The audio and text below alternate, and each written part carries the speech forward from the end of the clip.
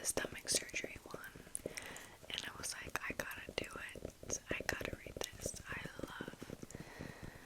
I was thinking about this for actually this week. I was like, I really want to do ASMR reading, just because I feel like that'll be like really, I don't know, cute, and it'll help people sleep. I know.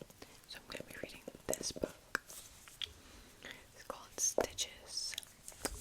So I'm excited. I've already read this book before, and I'm so excited to share it with you guys because this book is so good. I really love it. They did so good on this book. So it's like different stories in like one book.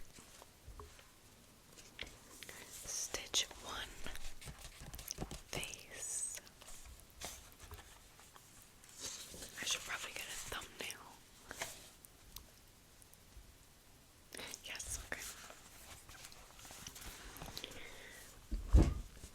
Oh my goodness. Okay.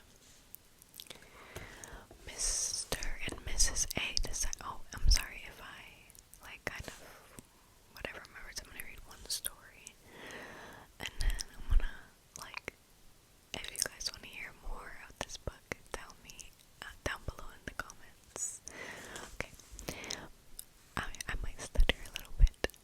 Mr. and Mrs. A decided they were done with city life and made up their minds to move to a remote island.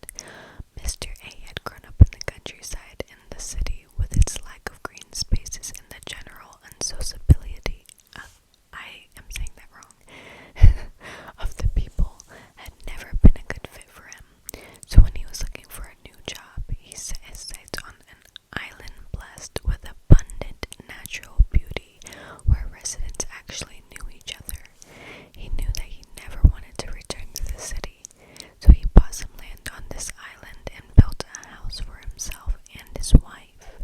One day he woke up to find that the sun was already high in the sky. Normally his wife would have woken him for breakfast by then, but for some reason she hadn't that day. What's going on? Is she sick? He wondered and looked with concern at the futon next to his own, but not only was she not sleeping beside him, her futon wasn't even there. It had already been tucked away in the closet. Thinking, this is strange, he got up and went into the living room, where he found his wife at last, sitting in a chair with a faraway look on her face. He turned to the table and saw that breakfast was all laid out, waiting for them to eat it. He assumed that something must have happened, but when he asked her about it, she didn't so much as twitch. Worried now, he grabbed her shoulders and gave her a shake as he peered at her face. The expression on it was very different from usual. "Honey, are you okay?" he said, getting more concerned by the second. She abruptly stood up. "Follow me," commanded the rough, throaty voice of a man. Mr. A gaped in shock at his wife as his wife marched over to the front door and went outside. He hurried after her, but was startled again when he saw that his sandals were missing from where he had left them in the entryway. In their place were his wife's smaller sandals. Why on earth would she not wear her own sandals? His feet were too big for her shoes.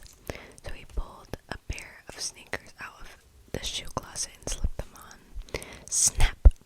One of his laces broke. He had a feeling that this was very much not a good omen, but he was more concerned about losing sight of his wife. And so he opened the shoe closet once more, grabbed a pair of boots, and went chasing after her. When she finally stopped, they were at the cemetery behind the ancient temple, not too far from their home. But because they had moved to the island from the mainland, and temples generally served the same families over generations, Mr. and Mrs. A had never